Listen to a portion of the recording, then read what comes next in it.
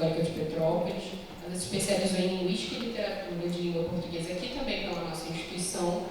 Como escritora, Isabela participou de diversos prêmios literários, tendo sido finalista do prêmio Nossa Gente, Nossas Letras, em 2013, do prêmio Flip de Literatura em 2022, nas categorias de crônica e de poesia. E Prolixa é a sua primeira obra, que está sendo publicada pela Ópera Editorial, que a gente está relançando hoje, né? Saiu um pouquinho no começo do ano. E ela já teve algumas crônicas publicadas, não só crônicas, publicadas nas coletâneas desses mesmos prêmios, né? Do Flip e do Nossa Gente, Nossas Letras. Bom, o Prolixa, né, que nós temos hoje, reúne em 51 páginas poemas intrigantes e provocativos. Nas palavras do professor Silvio Costa, que assina o prefácio dessa obra, ele vai dizer então que a poética da Isabela promove um amor pela escrita em suas múltiplas facetas. E é isso um trechinho do prefácio dele. Esse amor pela escrita, esse jogo com plurissignificados, esse mergulho voo nas altitudes e profundezas, tudo isso nos convida a viagens. São asas e escafandros que esses flechas nos proporcionam. Eis aí o sabor dos interstícios, das entrelinhas que nos desenham, os rastros e os rostos da travessia. Em consonância com as palavras do escritor, começamos esta brevíssima apresentação do livro da Isabela, pensando nesses jogos e nessas significações plurais que a escrita da autora estabelece com o leitor ao longo do seu livro. Entendemos que o primeiro deles se dá pela escolha de um ambíguo título para sua obra inaugural, o adjetivo prolixa, do latim prolixo, que agrega ao substantivo que acompanha características de excessividade, de abundância, isto é, de uma ideia muito longa e difusa. Julgando o livro pela capa, criamos a expectativa de encontrar poemas caudalosos. No entanto, fomos surpreendidos por poemas curtíssimos. Eu trouxe alguns dos trechos da Isabela para a gente ver, né? Então a gente vê esse título prolixa e a gente abre e encontra esse poema pílula, quase, que a gente pode chamar assim. Lapso de outra eu em mim. Mais um poeminha, esse eu gosto bastante, refrear o caos de dentro com o caos de fora. A primeira leitura já nos mostra que fomos enganados, porque ao procurarmos pela prolixa poesia, na verdade encontramos a concisão, reverso do que havia sido pronunciado no título.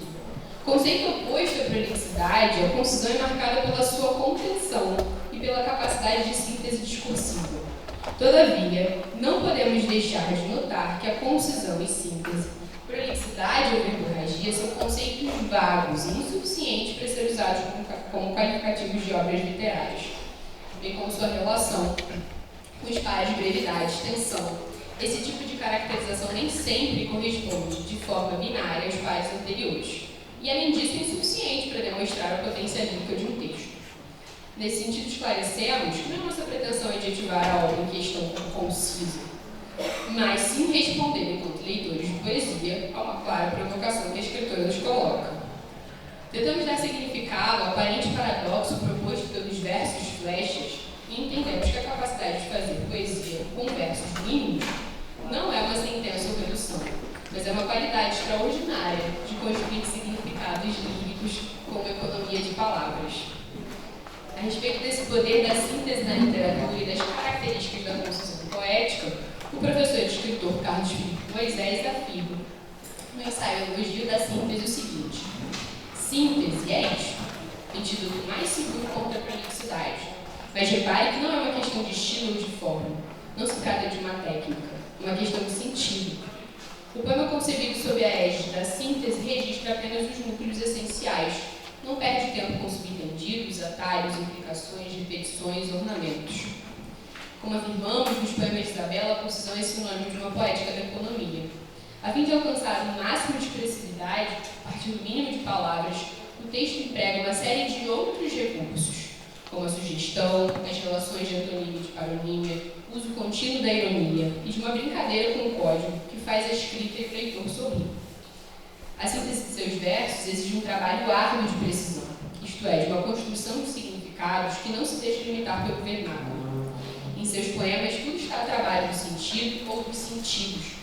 Para tanto, o poeta não faz uso do divertimento com as palavras, mas se apodera da forma em seu sentido amplo, considerando a potencialidade máxima da língua para dizer o que se pretende.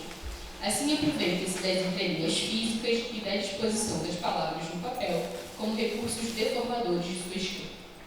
É preciso notar, então, que Prolix apresenta um pensamento visual apurado.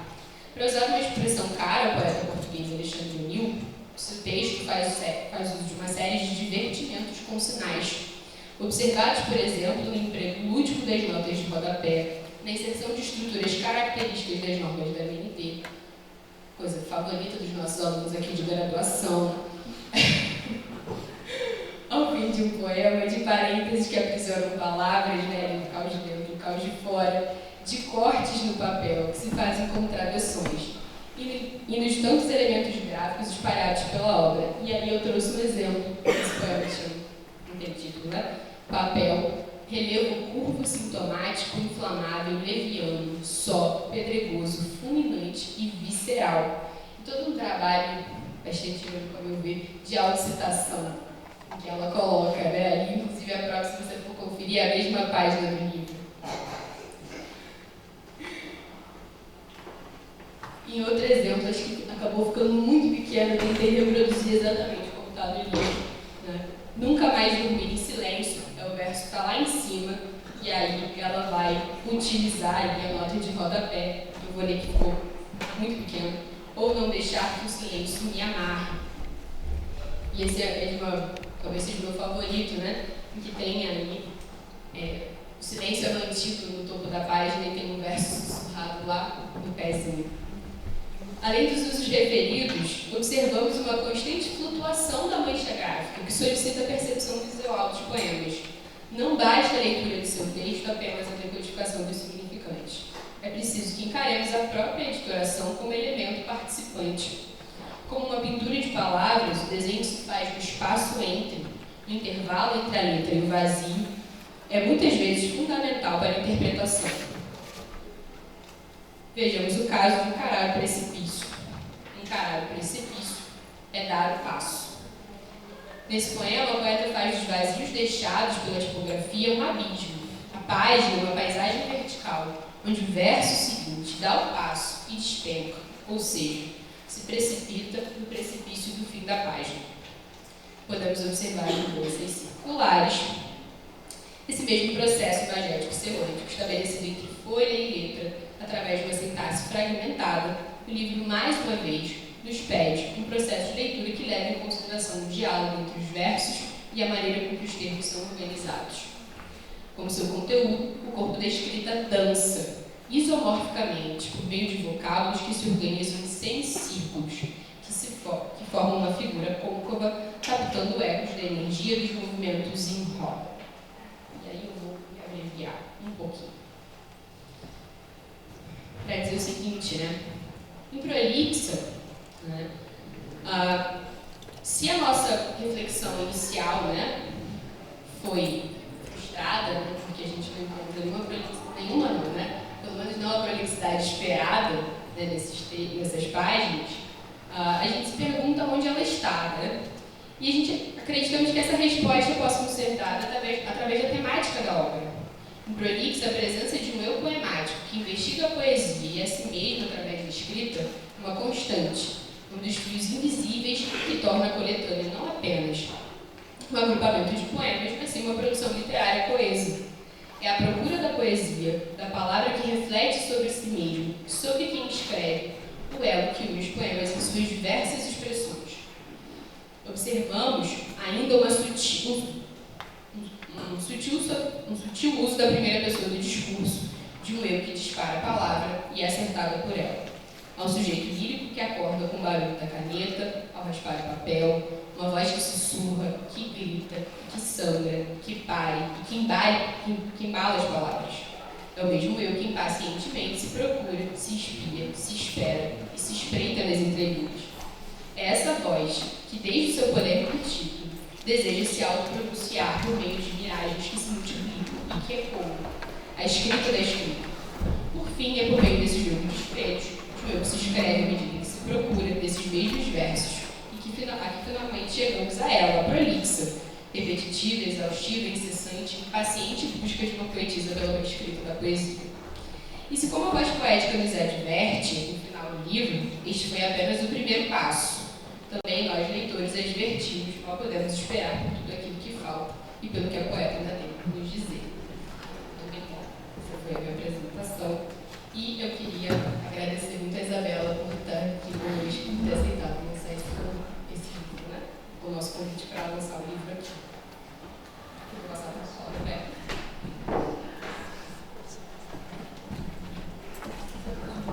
Oi, boa noite. Bem, inicialmente queria agradecer o convite, Leandro,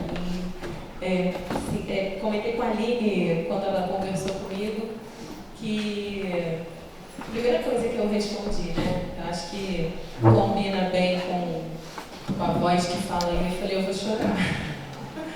Porque vocês vão sentir isso daqui a um tempo, né? Você retornar a casa traz um sabor inexplicável, né? Estando, não do outro lado, mas ali no meio do caminho, né? Ainda não cheguei ao outro lado, tudo bem do caminho. Mas quero agradecer a todos, a vocês que estão aqui presentes. E queria dizer que a sua análise me deu medo. Porque você leu os meus pensamentos. Bom, brincadeiras à parte, ela conseguiu enxergar cada questãozinha que pairava e que o escritor, né, e aí quem aqui escreve sabe disso, né, Vasco? Que o escritor anseia para que as pessoas entendam, né? Então, assim, a gente não tem esse compromisso com o leitor, né? Preciso que você me compreenda. Mas existe aquela vontadezinha assim, ai, tomara que as pessoas entendam, né? E isso agora sim eu posso morrer em paz. Alguém entendeu tudo que eu queria dizer. Em relação ao título, além de tudo que a Aline falou, assim, maravilhosamente, impecavelmente, ainda tem um detalhezinho. Esses poemas curtíssimos que frustram, né? Quem pensa que vai encontrar uma prolixidade aqui, na verdade estão conectados. Quando a gente pensa que são vários poeminhas, na verdade eles são um só, né? E um só que traz uma tentativa, que o final adianta ser frustrada também, de definir o que eu apresento aqui na primeira página. Da escrita, ou do som que a caneta faz, enquanto raspo o papel e me acordo. Ou seja, a partir daí, eu fico incessantemente tentando registrar como se dá a minha relação com a escrita. Então, a escrita, e aí quando a gente pensa nisso, né? A escrita serve para refrear o caos de fora com o caos de dentro. A escrita é encarar o precipício e dar o passo. E aí isso acontece assim, né? E dar o passo. Mas aí depois que a gente pensa um pouquinho, na verdade, a gente chega à conclusão de que encarar o precipício é dar o passo. O fato de encarar... E aí que precipício é esse? Lançar-se à poesia. Então todo esse processo, ele gira em torno de uma mesma proposta. Tentar, incessantemente, expressar essa minha relação com a poesia. Então, sempre existe essa pergunta, né? Mas prolixa? Mas como assim? E aí, dentro do que a Aline apresentou, e mais essa questãozinha, está explicado, estou perdoada, para quem se sentiu enganado. E aí, eu acho que a melhor maneira de... Não, antes de falar isso, eu vou falar outra coisa. O Leandro tinha falado sobre a questão da crônica, né? Já tinham crônicas publicadas e tal, e eu falei, não. Por quê? Porque desde a época da faculdade, né, Leandro? O Leandro se formou algumas turmas à minha frente, assim, 2 turmas, eu acho, 3. Eu sempre fui aquela que só sabia escrever crônica. Não, assim, eu só sabia, só queria, né, assim, não sei. E aconteceu até a véspera da publicação desse livro. Por quê? Eu sempre achei, como pretensa escritora, né, naquele período todo ali, que eu não sabia escrever poesia. Só que depois de um tempo, né, a gente vai amadurecendo, vai estudando, e aí a gente percebe que essa inclinação, ela já existia, essa inclinação à concisão, né? Ela já existia, ela já morava na ideia da própria crônica. Né? O fato de não ter conseguido, mas não ter atingido ainda aquele objetivo, né, que todo escritor tem de escrever um romance, né, já denunciava essa inclinação aí para a concisão. E aí me encontrei na poesia. Para os meus amigos que já me conhecem há muito tempo, e para mim mesmo, surpresa, né? O primeiro livro publicado foi um livro de poesias curtíssimas, mas repletas de prolixidade, escondido. E aí, para finalizar a minha fala, queria mostrar para vocês como esse caminho percorrido aí por esse eu poemático aí termina.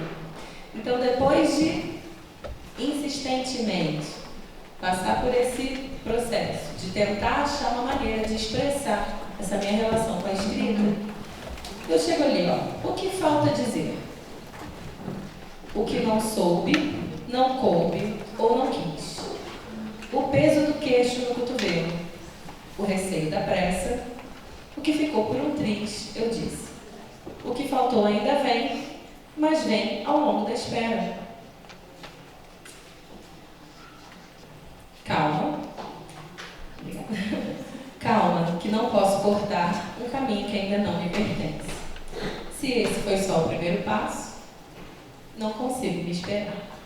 Então, a gente fecha essa busca, mas ainda com uma sensação de que há mais a se dizer, né? E aí reforçando a ideia de ser prolixa. Através da concisão, fui prolixa na busca, quero mais um pouquinho, mas também preciso ter calma. As coisas não são bem assim, porque, de acordo com outro poeminha que eu escrevi outro dia, porque eu fiquei viciada nesses microtextos, né? A poesia se escreve sozinha. Eu sou o meio. Né? Poesia se escreve sozinha. Obrigada.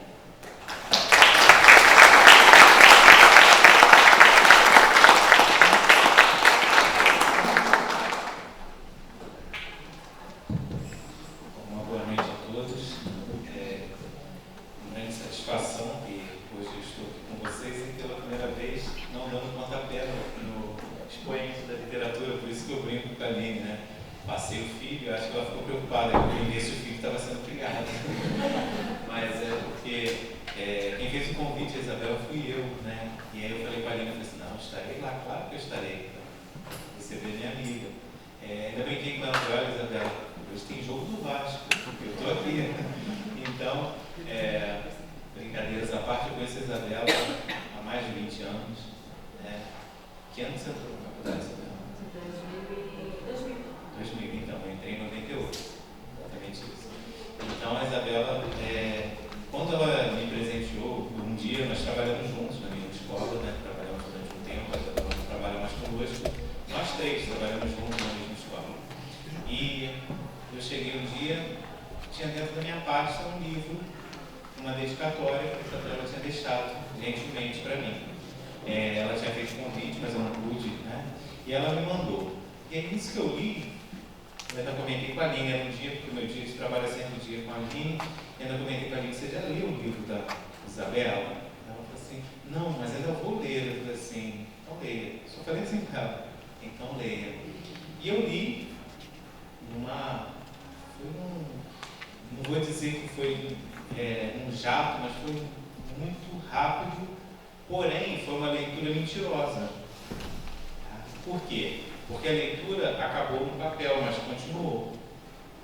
E ficou claro, quando eu acabei de ler, e eu dirigindo, os versos continuavam, eu falei, é óbvio que a prolixidade pretendida foi alcançada. Porque eu continuava me perguntando, continuava ouvindo, continuava... E na mesma hora, eu mandei para a Isabela, agradecendo pelo livro. Eu li no mesmo dia que ela me deu o livro, eu li. Esse é o problema de quem dorme pouco, né?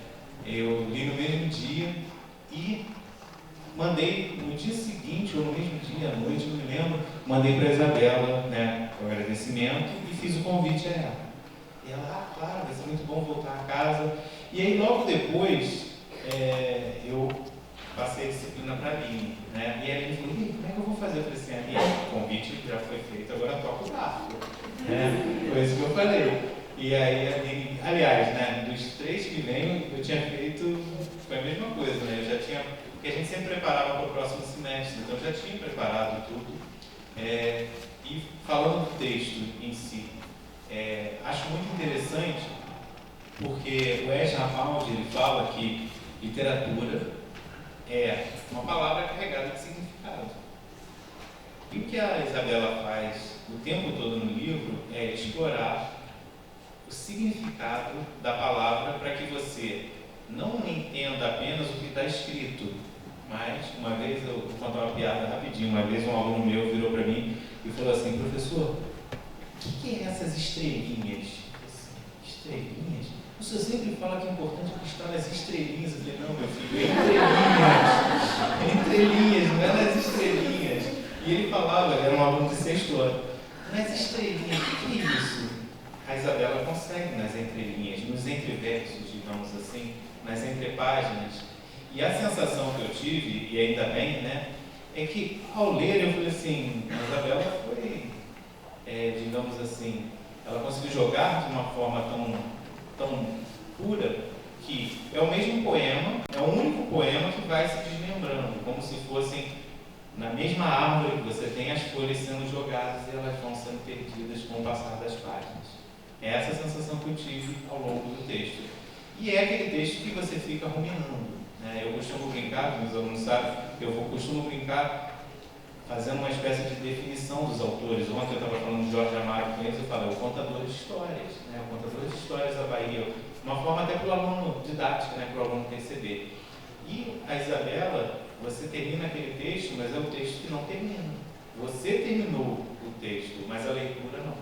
A leitura continua. Então a sensação que eu tive é que eu continuava lendo o texto mesmo tendo fechado o livro. E até o que ela coloca eu ia até pegar aqui, eu não queria tirar para não atrapalhar, a decoração, mas aqui, dispara a palavra, mas ela sempre me acerta, Isso daqui, para quem é apaixonado pela leitura, para quem é apaixonado pela escrita, para quem é apaixonado pela criação literária, que é um assunto que me encanta, é impressionante, porque a palavra sempre te acerta.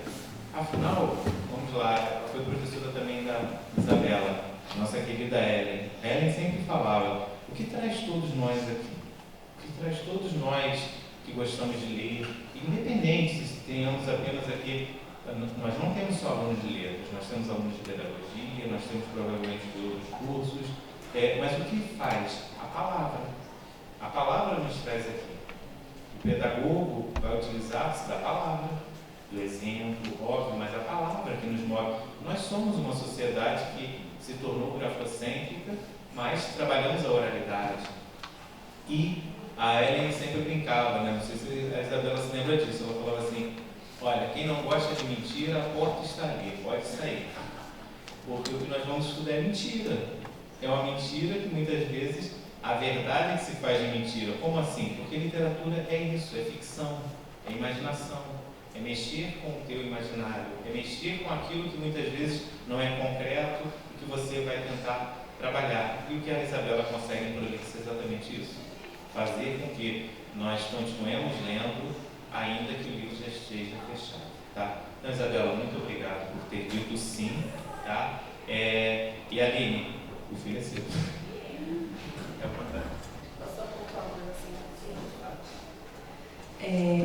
Antes que a Aline comece esse outro momento das perguntas, eu só queria ressaltar a emoção que assim, a felicidade, não só estar aqui na universidade, mas rever ex-alunos amados que estão aqui, alguns fazendo letras, né?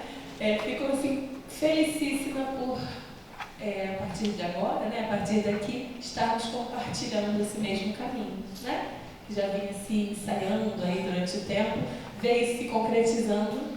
É incrível, é maravilhoso. Agradeço ao Vasco. Ele está impressionado. Imagina eu, nossa. Então é isso, obrigada. Bom, a Isabela já falou um pouco sobre o processo de criação de escrita, né? Você chegou a comentar um pouquinho na sua fala, né? Que a poesia veio para você. E aí eu queria que você comentasse um pouquinho de como que é esse processo para você de escrita. Porque esse livro, para mim, especificamente, a gente sempre sabe que para parecer leve, o autor sofre, né? E eu queria que você comentasse um pouquinho como que foi esse processo, como que foi esse processo para você. Bem, esse processo criativo, ele é curioso e eu reflito sobre ele o tempo todo. E eu acho que essa reflexão ajuda no processo de fazer o texto nascer, né? Digamos assim. É esse sentimento mesmo, assim, de que é uma gestação, né? Isso é falado aqui também, né? E eu estava comentando com alguém ontem ou anteontem exatamente isso, sobre outros textos que eu tenho assim, publicado no Instagram. Eu tinha um preconceito com essa coisa de publicar em rede social, então eu guardava tudo e ninguém nunca via, entendeu? Ninguém sabe, só eu sabia e nunca mais aquele texto era visto. Mas agora, com esse formato, eu tenho deixado o texto, sabe, um pouquinho mais livre, assim, e comentei sobre isso com alguém. Às vezes, nesse formato aqui, na produção de crônica não, mas nesse formato aqui, às vezes, primeiro vem a ideia, e aí eu preciso buscar a palavra. Às vezes vem a palavra, e aí eu preciso moldar a ideia. Então, o primeiro processo é mais comum, né? Então, buscar as palavras é mais fácil que moldar a ideia. Mas esses dias tive essa experiência de, a partir de uma palavra com a qual eu cruzei nas minhas revisões textuais, né? Falei, sabe, a palavra me chamou, ela é um chamado, sabe? É um convite, preciso trazê-la para mim. E aí, a partir daí, essa construção. Então, é mais ou menos assim, das crônicas, dos textos, né, mais, que não são tão concisos, né, que exigem uma linguagem mais trabalhada, normalmente parto mesmo de uma questão cotidiana, né? Normalmente isso se traveste em algum momento, né? Porque não fica tanto aquele rastro, né, de vida comum, mas realmente parte disso. Então, assim, por enquanto até aqui foi assim, mas tem tanta coisa para escrever ainda, né? Eu espero. Então, daqui a um tempo eu volto e falo como esse processo evoluiu. Até aqui é assim.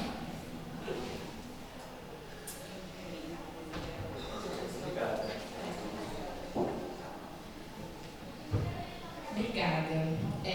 Você falou das crônicas. E aí uma outra pergunta, que para a gente que te conhece há mais tempo, e aí é mais curiosidade talvez, por que vou começar pela poesia? Por que escolher a primeira publicação para ser poesia?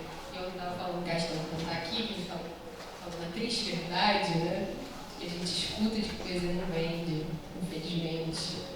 Mas não era nem sobre isso, era porque a gente conhece há mais um tempo e já sabe que você é mais do conto e das crônicas. Então, por que essa primeira escolha pela poesia para ser sua obra inaugural? Coisa muito importante para o meu livro, né? Bom, a resposta a essa pergunta vai ser muito sincera. Não sei. Não sei. Eu acho que parte muito daquilo que eu tinha falado. diferente da crônica, que exige um relacionamento, digamos assim, né? Eu preciso estabelecer um relacionamento com aquele texto. E aí, escrever aquela primeira vez, cortar, escrever mais um pouquinho, acrescentar, modificar, pedir que alguém leia. E todos a quem eu peço sempre acham que está ótimo, meu pai e minha mãe, meu marido. Eles sempre acham que a minha cadeira na Academia Brasileira de Direito demorando a sair, né? Mas existe essa necessidade de envolvimento assim, maior com o texto. A poesia, e eu aprendi isso agora, ela nos arrebata. Então, quando eu me dei conta, eu tinha um livro pronto. Não foi assim, vou sentar aqui para escrever um livro. Sabe, eu não sei como aconteceu isso. Hipnose, não sei. Mas aconteceu naturalmente, né? Mais uma vez, a poesia se escreveu sozinha e veio: oi, mamãe, estou aqui. Brincadeiras à parte, eu acho que essa relação entre o escritor e a poesia se dá de maneira diferente, porque é uma coisa mais assim. Eu falei que com o texto, assim, que seja narrativo, né? Enfim, existe um relacionamento. Com a poesia é um caso, sabe? Uma coisa assim arrebatadora, que quando você vê, já foi, né? Então, eu acho que por isso. Pro não sei, até que eu desenvolvo bem, né? Falando do prolixo aí, não sei. Porque veio várias coisas. Mas, 2 páginas. ainda pensando um pouco nisso, na verdade, eu queria que você... Porque leitor de poesia e professor de literatura estava sempre buscando um diálogo. E é claro que isso vai muito do quem a gente lê nas nossas leituras, né, da capital cultural do próprio leitor. Mas eu queria que você falasse um pouco sobre, enquanto escritora, quais são os poetas que te interessam mais, com quem você quer estabelecer diálogo, quem que te inspira nessa função de dupla, né, de escritora e de leitora de poesia. Então, eu tenho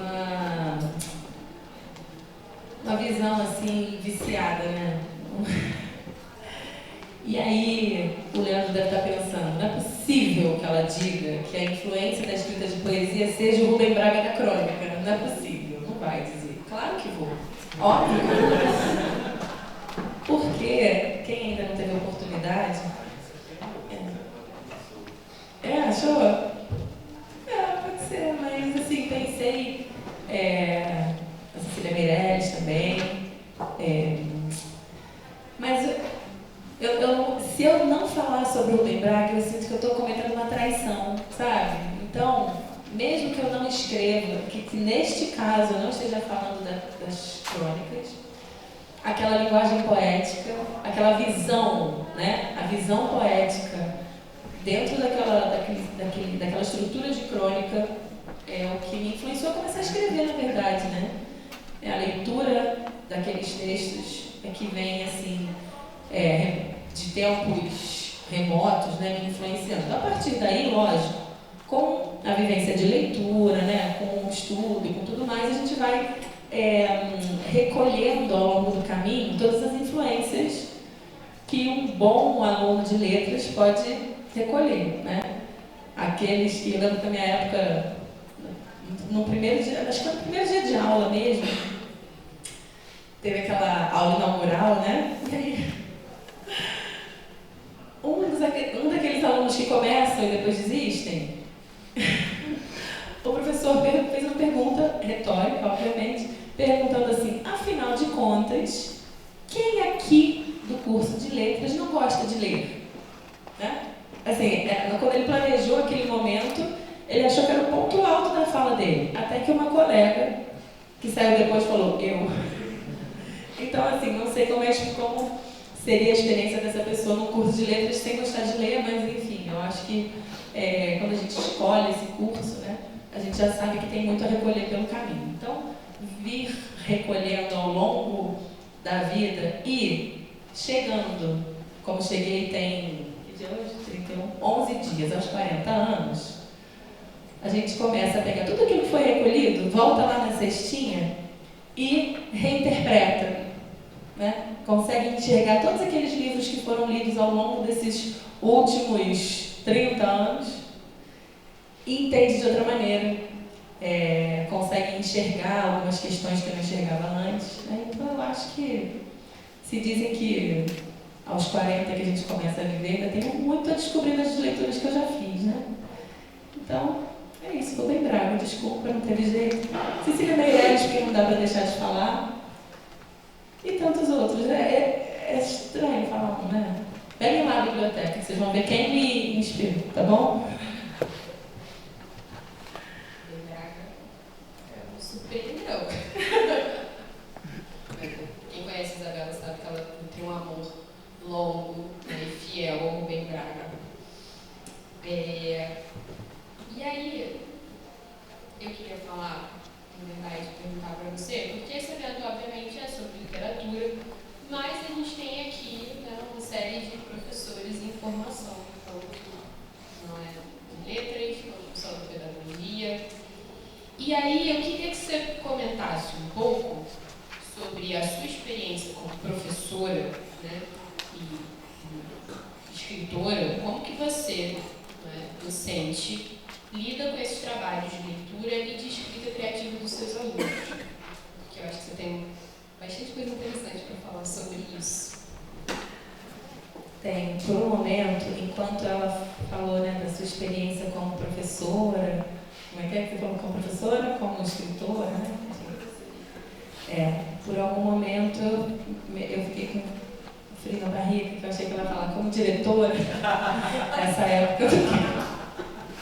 Vocês estão vendo o motivo da minha fala.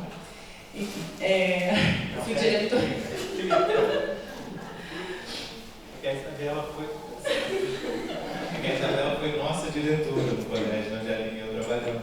E ela hoje em dia não é mais diretora. Então por isso que ela está pensando que alguém ia fazer uma brincadeira com isso. Então, só complementando, hoje em dia ela não é mais diretora, aí eu falo, graças a Deus.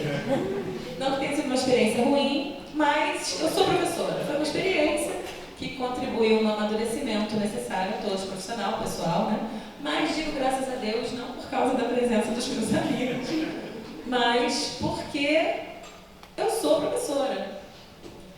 E a gente precisa reconhecer o nosso lugar no mundo, né? Sou professora, sou escritora, sou mãe.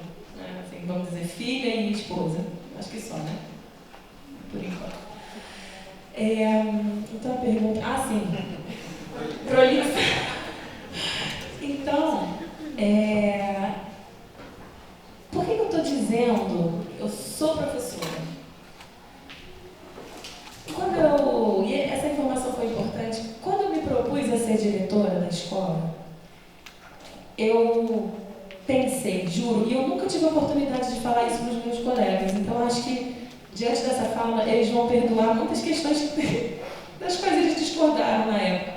Mas quando eu me propus a ser diretora da escola, a minha ideia era assim, vou conseguir realizar tudo que eu realizo em sala de aula para uma escola inteira. E aí quando você se depara com a burocracia, você se depara com questões que vão muito além de desenvolver um projeto bacana, né? Aquilo se esvazia um pouco, né?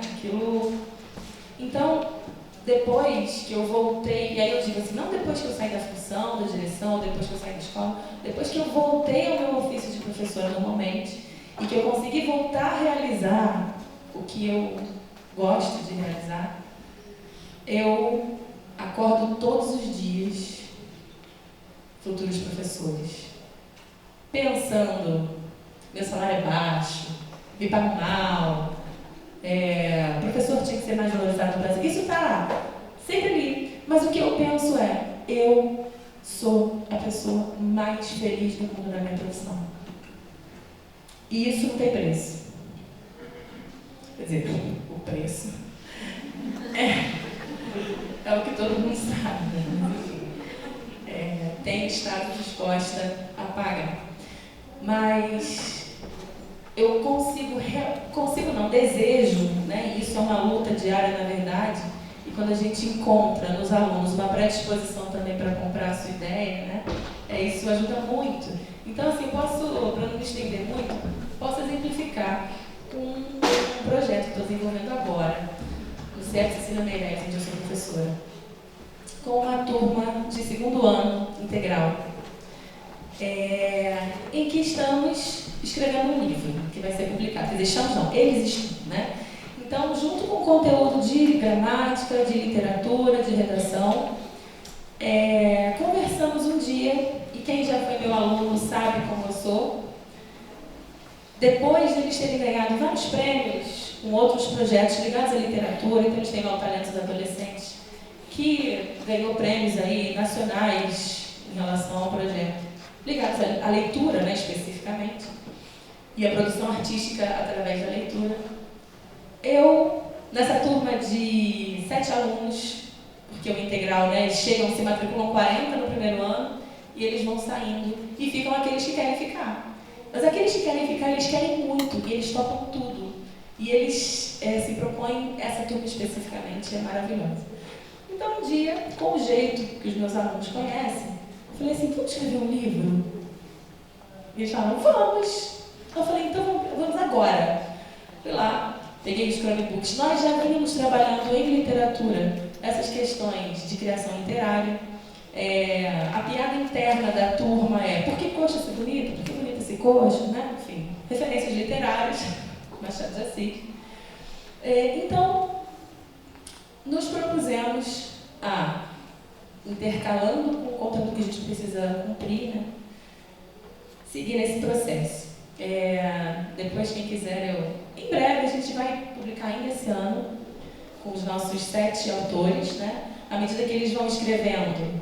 Eles escrevem no horário de aula e vão subindo para o Drive. Eu já vou revisando e diagramando para eles sentirem que aquilo já está funcionando. Já tiveram várias ideias em relação a usar QR Code para levar a fotos deles e usar símbolos para representar cada um deles. Então, assim, e textos lindíssimos. Depois vou compartilhar com vocês. Acho que a sensibilidade, a predisposição a participar disso com 16 anos já mostra muita coisa, né? Então, privilegio mesmo a questão da arte, da escrita. Na outra escola, onde leciono, me coloquei à disposição de quem quisesse, para que a gente fizesse um grupinho de escrita literária, né? Desafiando os alunos, lançando desafios semanais. Então, aqueles que querem, gente, parênteses, de graça, né? Que é outra, é escola particular, mas não precisa, né? Porque o retorno disso é alimento para isso aqui, né? Esses resultados são alimento para que eu seja capaz de sobreviver. E sobreviver como? Produzindo, né? Que é o que alimenta a alma e ainda, por enquanto, no Brasil, de graça, né? Então, isso, assim, a gente sempre estou desenvolvendo projeto com eles, porque esse projeto, por exemplo, desses alunos, dos talentos adolescentes da leitura, a gente sempre parte deles, né? A gente pede uma situação-problema, e a situação-problema que eles apresentaram, antes de definir o tema, foi que os jovens, os adolescentes, não se sentem ouvidos. Eles se sentem descredibilizados. O que eles mais ouvem, segundo o que eles me disseram, é que você só sabe ficar nesse celular, você não faz nada que preste, só fica aí e não produz nada. E aí eu falei, ótimo, essa é a solução, essa é a questão do problema. Como vamos resolver isso? O que vocês querem, então, dizer às pessoas? Queremos dizer que somos capazes de produzir coisas bacanas, gostamos de coisas bacanas, e aí queremos, através da leitura, através da literatura, produzir arte. Sempre incrível. Cada um produz como quiser. Uma lá pintou um quadro, o outro fez uma encenação, e aí assim, deixando com liberdade, né? Então eu acho que parte muito disso, de dar voz ao adolescente, que é massacrado de 2 lados, né? A gente vê hoje um adolescente que é massacrado pela mídia, pela internet, sem filtro, né, pelo excesso de informação. Do outro lado, pela cobrança para que não fique só naquilo. E aí, a sensação que dá é que eles estão assim, sufocados, né? E não conseguem se colocar. Então, dar oportunidade, dar voz, ouvir, também é um caminho para que eles nos ouçam, né? Então, acho que é mais ou menos isso.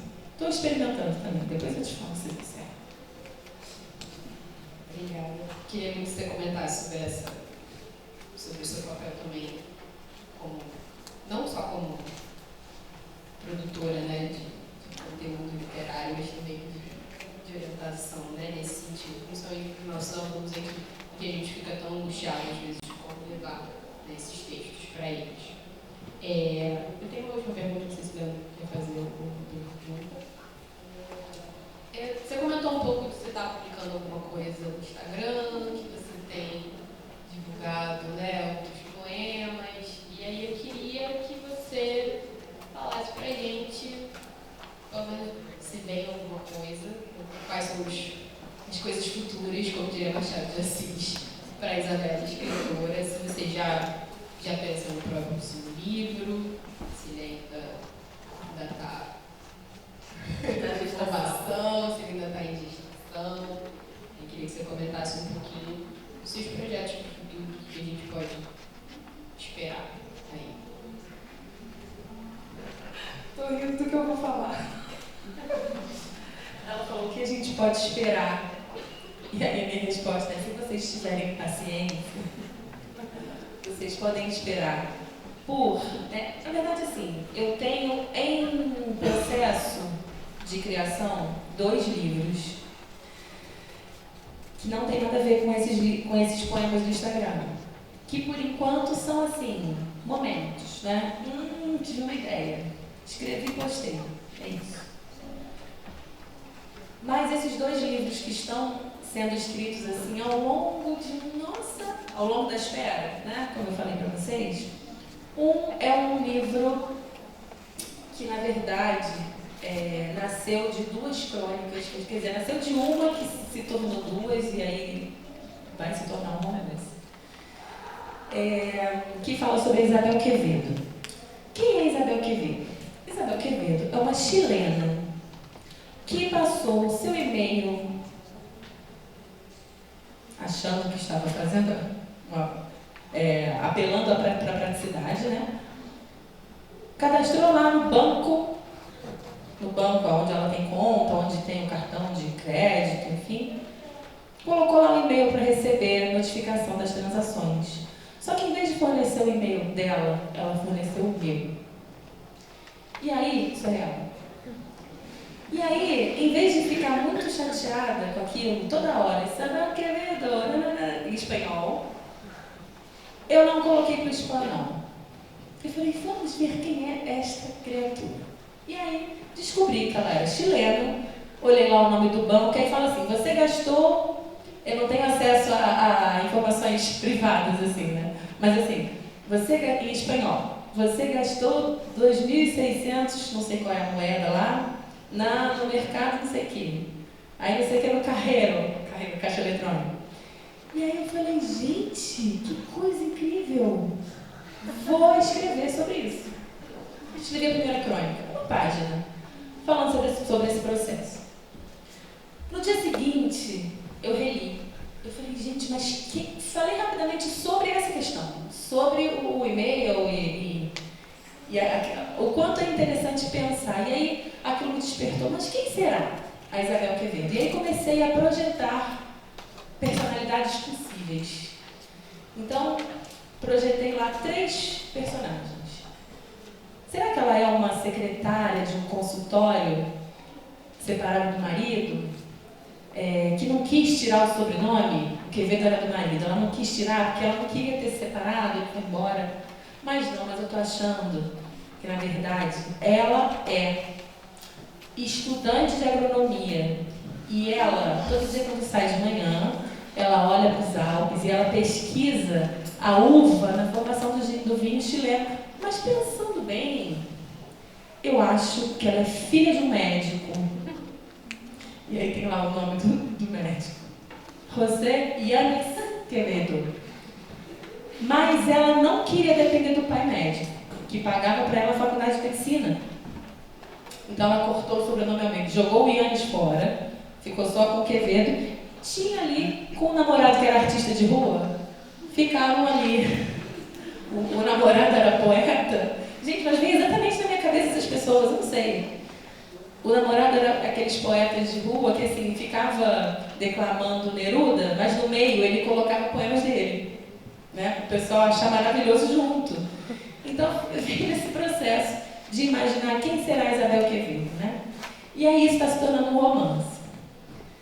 Estou ainda na criação, então tem que ter um pouquinho de paciência. Um dia vai sair, se vocês estiverem calma. E o outro, para encurtar um pouco, é um livro de cartas de uma professora de literatura aos escritores. Então, tenho uma já, o Rubem Braga, óbvio, já está pronta. Tenho uma para o Marcelino Freire, que é um autor contemporâneo, com quem fiz umas oficinas um tempo atrás. E uma pessoa assim maravilhosa, um super escritor, muito carinhoso. Então, em uma dessas oficinas, escrevi uma para ele. Já está em processo a do Carlos Drummond de Andrade.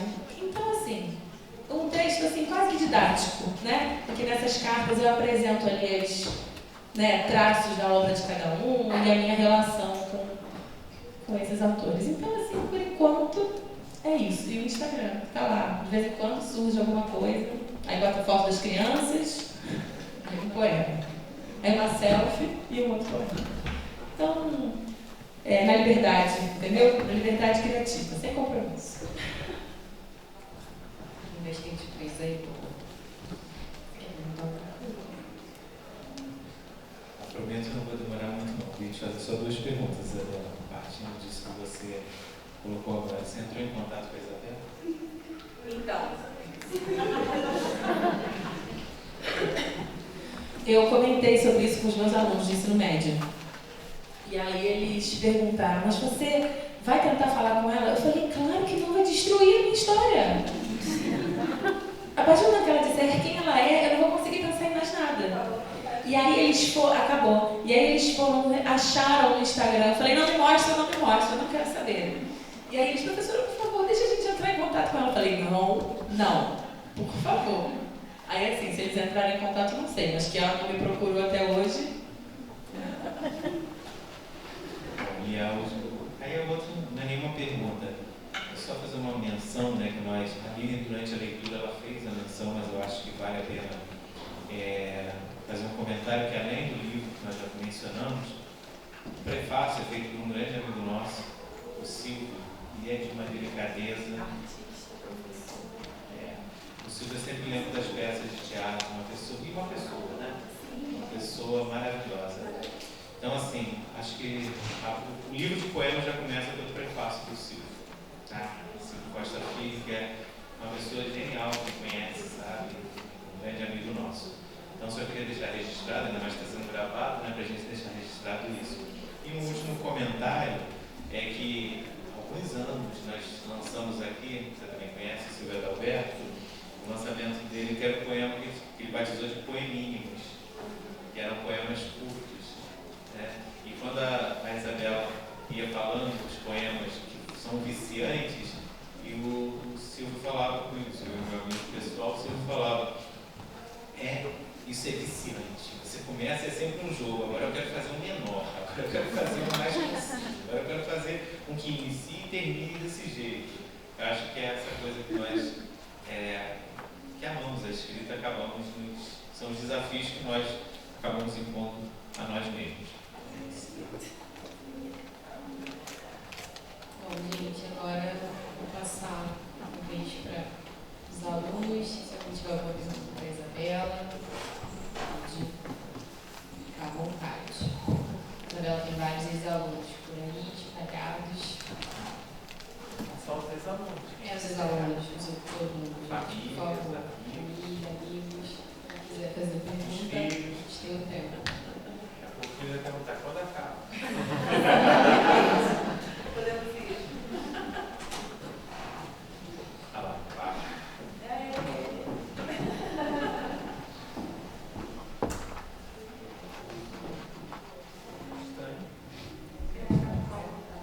Eu só não sei se vou conseguir falar.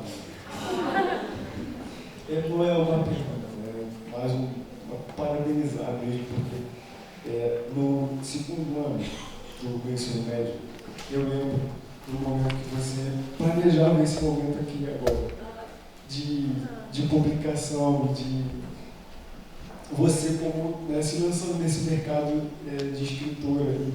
E eu queria te dizer que eu faço letras hoje por conta das suas aulas.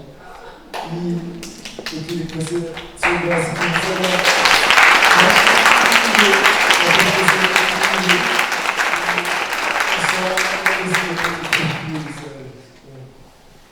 Você é demais, sério. Meu Deus! Sabia que ia chorar.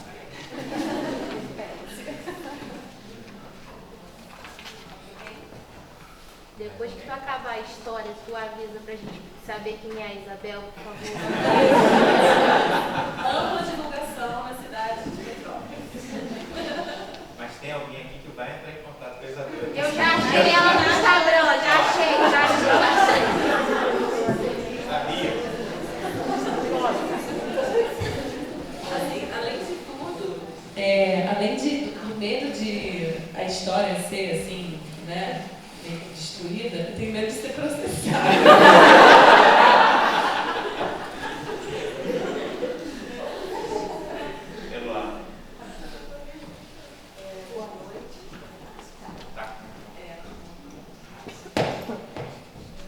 Boa noite. Primeira coisa, a Aline roubou as 3 perguntas minhas, mas eu ainda tenho, sabe, Aline? Sobre essa questão do processo criativo, eu fiquei um pouco curiosa e, como a Aline falou, né, você enquanto professora, diretora, mãe, esposa, são muitas facetas em uma mulher só. Eu queria que você falasse um pouco sobre o seu processo na questão assim, do seu momento de escrita. Quando é que entra no chapéu de escritora e sai todos os outros, ou se é uma coisa que acontece para você dinamicamente? Como funciona esse seu momento de escrita? Olha, desculpa seu nome? Eloá, eu vou te dizer que eu acho que eu vou começar a pensar nisso agora. Eu também não sei que horas eu consigo, porque para quem dá aula em 1000 colégios e tem as crianças e trabalha com revisão de texto também, eu acho que acontece quando dá tempo. Porque na verdade, como eu estava dizendo na questão do processo de criação, depende muito. Por exemplo, para as crônicas eu preciso de um tempo. Então, assim, eu vou escolher um momento, assim, que as crianças estão brincando lá embaixo, né? Foram para a vovó, e o marido está fazendo alguma coisa, né? Saiu para trabalhar, enfim, não sei. Trabalhar não, né? Mas já lembrei. Está na nossa obra que a gente está fazendo lá. Então, para esses momentos eu preciso de um tempinho assim mais de dedicação. Para esse tipo de texto que me surgiu aqui e que na verdade me viciou um pouco, porque me viabilizou mais esses momentos, né? Já que eu preciso de menos tempo, porque enquanto a ideia está se fazendo, ela está aqui quieta. Então eu estou lavando louça, estou corrigindo texto, estou dando banho para as crianças, estou dando aula.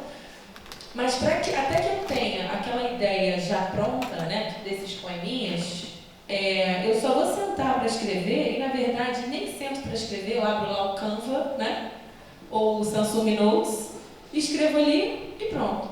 Agora, o Isabel Quevedo e as cartas demoram mais para sair, porque realmente precisaria de um tempo, assim, no qual eu pudesse me dedicar mais. Mas acho que faz parte do processo também, né? Rápido demais também, não ia ficar do jeito que eu gostaria, então eu acho que faz parte da realidade da mulher sobrecarregada. Mas acho que faz parte do processo. A gente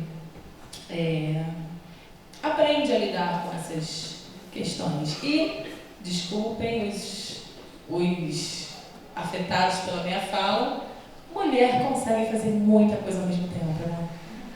Muita coisa. Então acho que vai um pouquinho por aí. Obrigada, tá?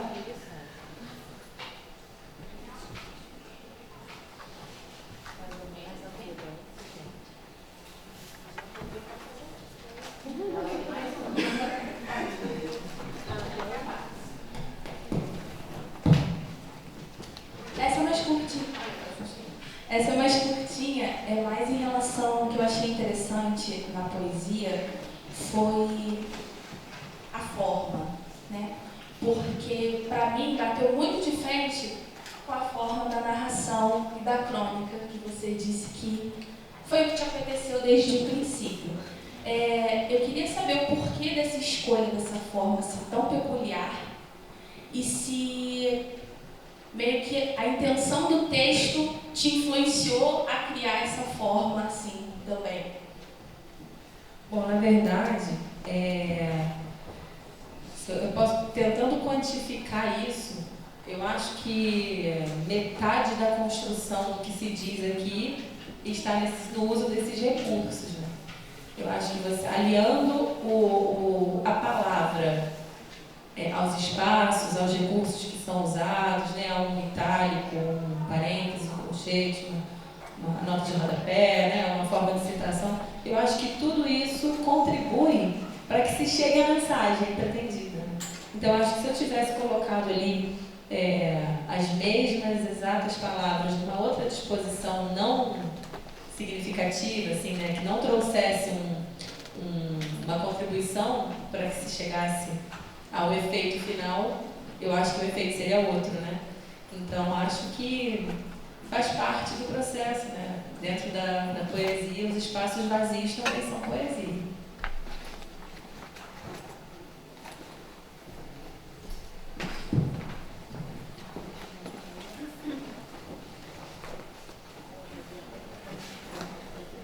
Boa noite. Eu chamo Everton, sou discente de letras. Eu queria saber, tem uma pergunta assim, nós sabemos que a literatura também está muito voltada em relação à cultura. E ainda mais hoje, como a senhora vê a introdução e a iniciação à cultura, principalmente no ensino no público? Porque nós sabemos que fomentar a cultura também é um ato bem desbravador. Como a senhora vê isso, por gentileza? O Everton, né? Everton. O Everton, perdão, Everton. Eu sou professora de escola pública também, né? Trabalho na escola privada e tenho 2 matrículas no Estado. E acredito que esse, ao contrário do que muitos pensam, é o nosso maior desafio e, ao mesmo tempo, a nossa maior urgência, né? Como eu falei, através dessa possibilidade de apresentar ao jovem da escola pública a percepção de que a cultura, a arte, são meios muito eficientes e eficazes para que ele se coloque no mundo, é um desafio porque às vezes a receptividade não é tão grande, ou as pessoas que estão ali e que deveriam ouvir essa voz, né, no momento do encontro da educação pública, com a cultura e com o jovem, né, nesse processo, às vezes também não estão dispostos a ouvir essa voz, né, esse barulho desse encontro. Então, acho que, como professora da rede pública, bato muito nessa tecla de que esse é o caminho fundamental e certeiro para que a gente consiga, a partir dessa questão do acesso à cultura, acesso à arte, acesso à educação de uma forma ampla, é o caminho para que a gente consiga alcançar a educação pública de qualidade pela qual a gente trabalha, e aí posso dizer com certeza absoluta, aqui nessa mesa, todos nós trabalhamos diariamente, incessantemente, para que nós consigamos garantir uma educação pública de qualidade aos nossos alunos. Hoje, eu tenho, na escola onde eu trabalho, esses momentos assim de emoção, como eu tive agora com o Vasco, todo dia. Porque a gente consegue perceber uma equipe, um grupo que está com esse compromisso de, apesar das condições às vezes não serem as ideais, né, para os profissionais e para os alunos, conseguir driblar e conseguir extrair das nossas experiências diárias o melhor que nós pudermos para que essas desigualdades que são gigantescas diminuam com o tempo, né? Só nos resta trabalhar muito para isso e principalmente dar voz a esses meninos, né, que querem ser ouvidos, merecem ser ouvidos. E aí, quando nós lançarmos o livro, não falei o nome, uma pergunta, sabe que dia é hoje? É um livro de crônicas, em que eles falam sobre o dia da melancolia, dia de sol, dia de terror. Então, cada um escreve sobre suas experiências. Quando vocês conhecerem lá o nosso Sabe Que Dia é Hoje, vocês vão ver que a escola pública tem qualidade, sim. Nós estamos trabalhando muito por isso, e que os nossos meninos querem, precisam e merecem ser ouvidos, incentivados, estimulados. E eu acho que esse é o caminho para que a gente consiga melhorar um pouquinho as coisas. Espero que eu tenha respondido o que você perguntou. Boa noite. Posso ouvir? Meu nome é Camila, eu sou de Pedagogia. E você comentando sobre a questão da introdução da cultura, né, como ele perguntou, eu queria perguntar se já aconteceu comigo na escrita alguma situação na sala de aula, tanto particular como pública, que ajudou até você mesmo conseguir, como posso falar? Conseguir entender a turma. Por ela ser fechada, por alguma questão. Já aconteceu alguma situação? Quando a gente está em sala de aula, se você entra com a intenção de transmitir um conteúdo,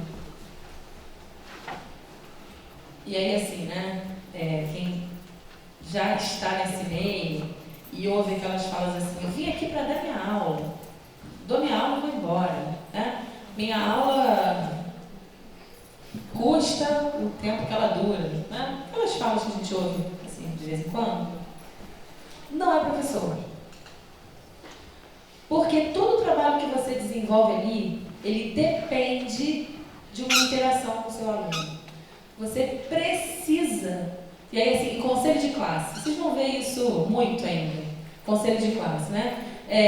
Falando da nota do aluno, o rendimento, e aí alguém fala, vocês sabiam que a mãe desse menino está com câncer? E aí o professor, né, fala assim, gente, e eu lá quero saber de vida de aluno? Não quero saber de vida de aluno? Isso aqui é conselho de classe, não é fofoca da cozinha, não sei o quê. Nós não estamos na Copa, sabe aquela coisa?